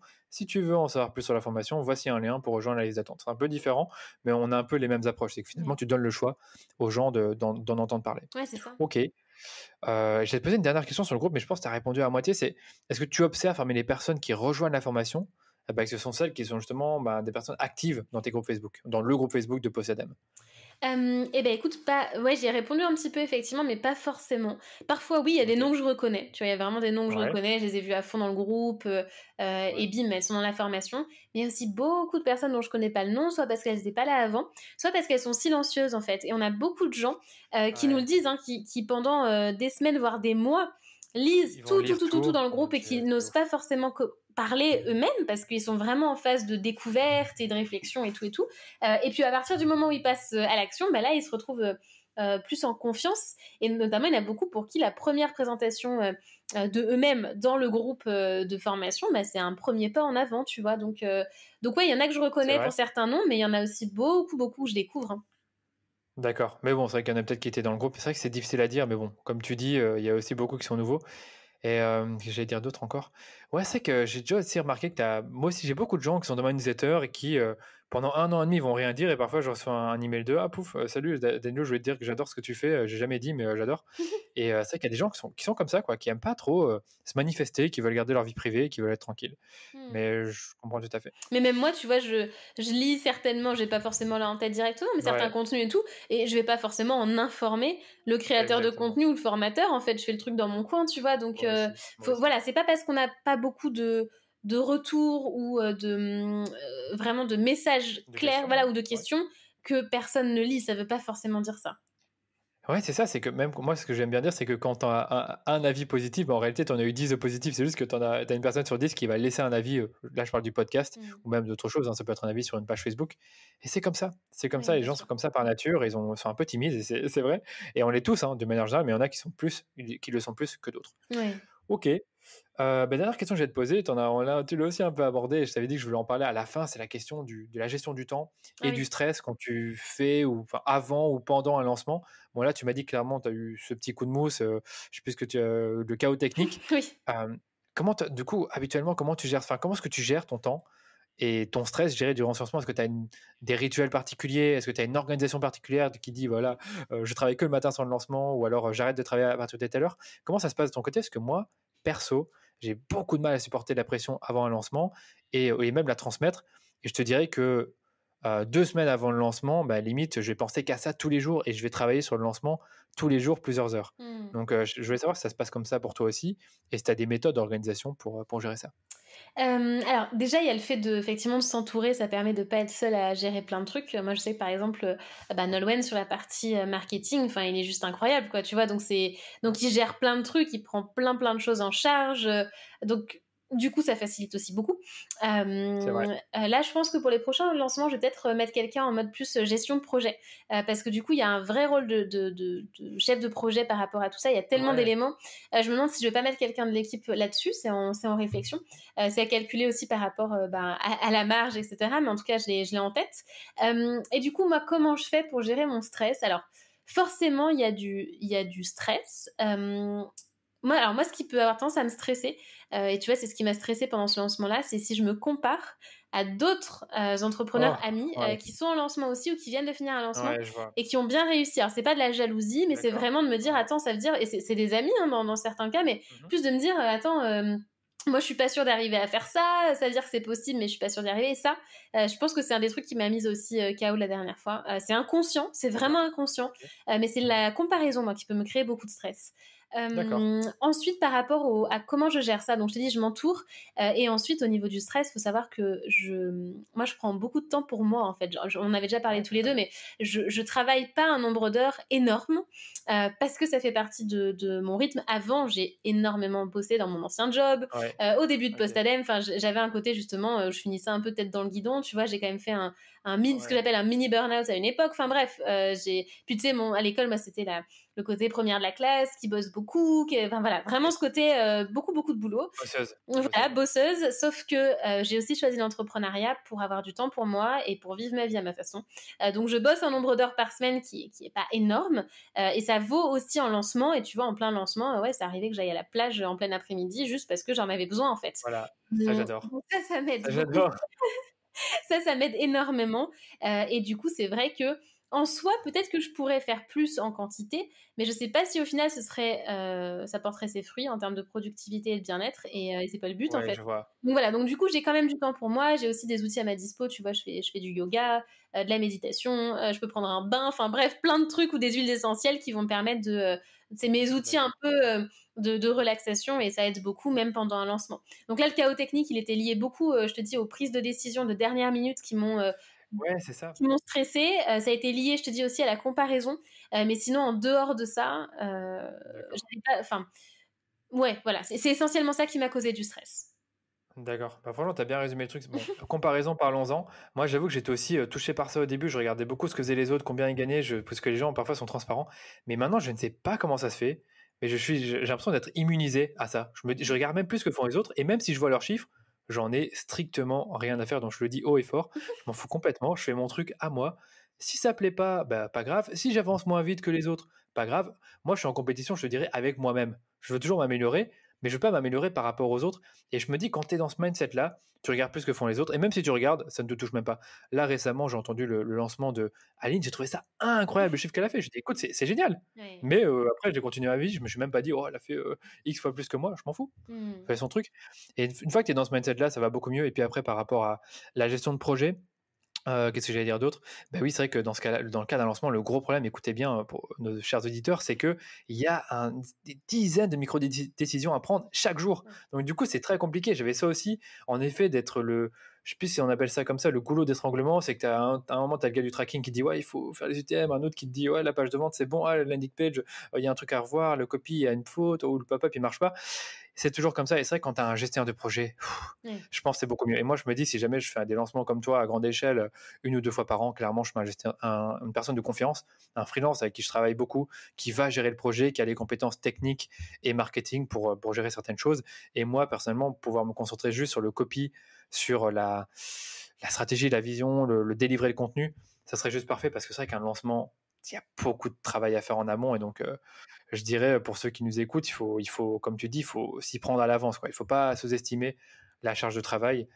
Et après, voilà, après, tu peux aller, quand tu t'es bien, tu peux aller à la plage, comme tu dis, l'après-midi, et te faire plaisir aussi. Mais c'est vrai, quoi. Le lancement, c'est pas forcément une période où tu vas, pendant 3 mois, tu vas plus vivre, tu vas être dans ta cave et tu vas travailler du matin au soir. Et là, tu l'as prouvé, je pense pas que tu travailles non plus 50 heures par Non. semaine, mais qu'il y avait quand même cette petite pression, comme tu dis, peut-être de comparaison ou de prendre les micro-décisions. Je trouve que c'est très épuisant, on le sait, hein.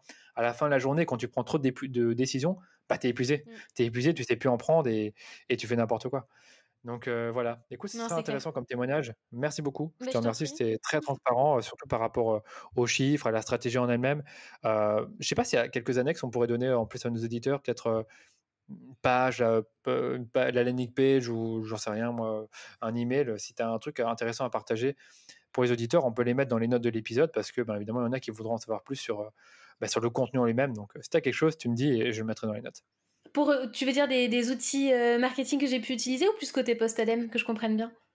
Non, excuse-moi, je me suis mal exprimé. Donc, par rapport à je veux dire, des résidus de lancement, donc peut-être une page de vente ou une page de webinaire ou un lien vers un email, j'en sais rien, qui pourrait mieux expliquer ce que tu avais fait? Écoute, effectivement, ça peut être, page de vente, clairement la page de vente, même si pareil, il y a encore plein de trucs à retravailler dessus. Il y a la page de vente, il y a peut-être aussi les mini cours pour voir un peu comment c'est construit. Alors pareil, il y a des choses à optimiser, mais en tout cas, il y a ça. Qu'est-ce qu'il y a d'autre? Je réfléchis qui peut être utile. Je pense que c'est déjà pas mal. Après, il y a aussi, les groupes Postadem, enfin tout ça quoi, parce que tout est dedans. Ouais, c'est Après les compliqué emails, ouais, ils ont déjà été envoyés, donc pour le coup, ça a ça déjà été envoyé, c'est pas possible de le consulter, mais après ça peut être effectivement la page de vente, ouais. Ah bah, c'était ouvert. De toute façon, la page de vente, on peut plus acheter. C'est qu'en gros, il y a il y a, je suppose qu'il y a une sorte de liste d'attente, mais OK. Ouais, c'est ça, Écoute, ça serait peut-être bien de montrer ça. Je pense que ça peut vraiment être carrément. intéressant pour ceux qui écoutent. OK, je te redemanderai ça pour les notes de l'épisode. Ça marche. Super, Charlotte, bah, on a quasiment terminé. Donc, on a déjà parlé de la pub Facebook, mais concrètement, toi, la pub Facebook, tu en utilises, c'est pour conclure l'épisode, mais tu l'utilises plutôt uniquement pour les lancements ou alors est-ce que maintenant tu l'utilises vraiment pour promouvoir le média en lui-même et la communauté? Bah, écoute, là, on s'en sert vraiment pour, faire tourner les mini-cours. Il y a les mini-cours Nouveau Départ et il y a les mini-cours Side Ah Project oui, et du coup, là, on fait tourner Nouveau Départ en ce moment, parce que là, c'est la prochaine étape, c'est vraiment d'optimiser le tunnel Nouveau Départ, l'offre Nouveau Départ. Mais donc ouais, il y a ouais. ça qui tourne en ce moment. Ouais, ouais, D'accord. Donc, en gros, c'est des pubs qui finalement redirigent vers des lignes magnètes ou des c'est choses ça. gratuites pour récolter des C'est emails. ça. Mais là, à Classique. date, en tout cas, il y a pas de pub, pour découvrir la communauté ou le site, là, il y a pas, hein. C'est vraiment sur les Ouais, mini-cours. je vois. Non, mais tu as raison. Moi, je trouve que dans notre cas, hein, quand tu fais vente de formation en ligne, du coaching, c'est bien de ramener les gens vers des ressources gratuites contre l'adresse email, bien sûr, sinon c'est un peu moins utile. Ouais, c'est clair. OK. Et donc, ouais, tu as anticipé la question, c'était les outils marketing. Est-ce que tu as des outils marketing à recommander pour nos marketeurs qui créent du contenu et se promouvoir, je sais plus comment on dit, se Ouais. promeut sur le web? Quels seraient ces outils, Charlotte? Bah, écoute, nous, ce qui nous a été utile comme outil, bah, déjà au niveau de l'emailing, c'est ActiveCampaign. Faut savoir que moi, Mmh. j'étais sur Mailchimp jusqu'à il y a quelques mois. Ah, C'était un enfer et du coup, on a tout migré sur ActiveCampaign, je crois que c'était au mois de mai. je connais ça, c'est chaud. Oh là là, bah, C'est pas écoute, je suis très évident. contente que ce soit fait, et du coup, bah, ça, c'est bon, c'est Nolwenn qui a géré, donc on est sur ActiveCampaign et effectivement, ça permet de faire des trucs très, très bien au niveau des listes, de la segmentation et cetera, donc clairement pour Ouais, c'est vrai, l'emailing, moi, avec les recommande tags. voilà, je recommande ActiveCampaign, complètement. Après, j'avoue que si j'étais seule sur ActiveCampaign, je pense que j'aurais un peu des galères techniques parce que c'est quand même assez technique, mine de rien. Mmh. Mais bon, en tout cas, ActiveCampaign. Ensuite, en outil, par rapport au, il y a le chatbot. Il y a le chatbot, effectivement, OK. qui est un bon outil. Nous, on a C'était quoi? utilisé, ManyChat. Ah Heu oui, ManyChat, il est bien. donc ça, Pas trop c'était cher en plus. non, non, non, donc franchement, ça, c'est bien. Et ensuite, sinon ah tiens, un outil qui m'a, bien aidé pour tout ce qui est, bon de commande, cette fois-ci et enfin, j'ai vraiment migré dessus. C'est alors pour la prononciation, faudra peut-être me reprendre, mais c'est Ah, je vois déjà Thrivecart. lequel. Ah, c'est compliqué Thrivecart. à dire ce truc-là, hein. C'est vrai que c'est chaud. Donc du Il coup, est chaud. ça s'appelle Thrivecart et en fait, du coup, on a fait les bons de commande, donc là où la personne rentre, ses codes de CB, son nom et cetera et donc on s'est vraiment servi de ça et ça permet de faire des bons de commande qui sont vraiment sympas, qui sont optimisés aussi pour faire les factures derrière donc franchement, c'est un Ah ouais, outil, c'est vrai, c'est vraiment ça qui bien. est bien. Et attends, là, j'ai envie de rentrer dans la technique, mais quand tu utilises Thrivecart pour faire les bons de commande, comment ça se passe pour les rediriger vers Teachable? Parce Bah, en que tu fait, as la tu plateforme une Teachable. intégration, tu as une intégration entre les 2, c'est-à-dire qu'une Ah. fois qu'ils ont payé, ils sont intégrés à Teachable. Donc là, en fait, nous, en termes Mmh. d'outils, aujourd'hui, on a Thrive Architect pour la page de vente, Thrivecart Ouais. pour le bon de commande, Teachable pour la plateforme de formation. Et en fait, et nous, les factures de notre côté, ça passe par Quaderno. Donc bon, il faut se dire Ah, que de moi toute aussi. façon, quand tu commences à scaler, clairement, tu as besoin de plusieurs outils. Euh, Automatisation. voilà, clairement. Après, j'exclus pas que la partie Strive Architect, on change parce que moi, j'ai un petit peu de mal avec cet outil. Bon, bref, c'est un sujet en cours de Il faut faire réflexion. custom. Pour moi, il faut faire franchement, il faut en conseil, fais custom, tu peux te le permettre. Au moins, tu as une belle page de vente qui te ressemble et tu payes un peu plus cher parce que Thrive Architect, pardon, je connais. C'est vrai que niveau customisation, c'est pas le meilleur, quoi. Bah, en fait, c'est qu'il y a un peu des soucis de bugs de mon côté, de mise à jour, En je sais pas plus, quoi. Donc, c'est un peu pénible. Donc, ouais. bon, à voir, mais en tout cas, ça a quand même fait le Mmh. job cette fois-ci. Et puis voilà, quoi. Ouais. Non, c'est vrai que c'est intéressant d'avoir un bon stack. Comme tu dis, toi, tu as Teachable, Thrivecart, Thrive Architect, ActiveCampaign. Moi, c'est un peu pareil. Et Quaderno aussi. J'ai aussi Quaderno, c'est très bien pour les factures. J'ai Kajabi pour les formations, c'est comme Teachable, ActiveCampaign pour les emails. Et c'est vrai qu'une fois que tu as des bons outils, bah, ça tourne bien, ça t'automatise beaucoup de choses, ça te facilite le travail. Et on est content à la fin, hein, parce que Ouais, finalement, c'est très technique tout ça. Et tu as des outils qui le font très bien. c'est clair. Voilà Charlotte, merci beaucoup pour tout le temps que tu m'as consacré, tes réponses, ta transparence. J'ai envie de dire, mais où est-ce qu'on peut te retrouver et où est-ce qu'on peut en savoir plus sur Postadem? Bah, il y a le site postadem.com bien sûr avec tous les contenus et du coup pour s'abonner aux emails, quand vous allez sur le site, il y a une pop-up qui surgit, vous pouvez pas la rater Ouais, et donc il ouais, ouais, suffit voilà de rentrer son son email ici et du coup c'est ça qui permet de recevoir, mes newsletters, mes chroniques le dimanche et cetera et typiquement pour un prochain lancement, même si, les auditeurs sont pas dans la cible, de voir comment ah, tu effectivement sais ça pas, hein? fonctionne. En tout cas s'ils le sont, tant mieux et s'ils le sont pas, de voir comment, je fonctionne au niveau des emails. En tout cas, c'est vraiment à cet endroit-là. Et sinon, en dehors de ça, il y a le groupe privé Postadem. Alors là, il faut vraiment être dans la cible pour le coup pour en faire partie parce qu'il y a un questionnaire d'adhésion et on prend que les D'accord. personnes qui sont vraiment dans la cible. Ah, super intéressant. Voilà, donc ça c'est Postadem, le groupe privé. Et puis sinon, après, il y a, on a parlé d'Instagram. Alors je suis pas forcément une experte Instagram, mais je communique quand même avec les stories. Donc voilà, tout ça mis bout à bout, c'est déjà pas mal. Après, bien sûr, on a la page Facebook, la page LinkedIn, on a tout ce qu'il faut, mais l'essentiel, c'est vraiment le site, les emails et le groupe, quoi. Eh ben, c'est juste parfait, je mettrai tous ces liens dans les notes de l'épisode. Nickel. Merci encore Charlotte et je te dis à très bientôt. Merci Danilo, à plus tard. J'espère que l'épisode vous a plu et vous a permis de réaliser qu'il est finalement possible de faire un lancement de formation en ligne et générer des dizaines de milliers d'euros tout en restant éthique. En tout cas, c'était vraiment le but de cet épisode, c'était de vous faire réaliser que c'est possible de réussir un tel lancement, mais il faut avoir un plan qui vous correspond et vous devez également vous organiser pour éviter d'être submergé par la charge de travail ou même de faire un chaos technique. Les amis, avant de vous quitter, je vous invite comme toujours à vous abonner au podcast pour ne pas manquer les prochains épisodes et surtout, n'hésitez pas à me donner une note 5 étoiles sur Apple Podcast si l'épisode vous a plu. C'est tout pour aujourd'hui, je vous dis à très vite pour un nouvel épisode du Rendez-vous Marketing.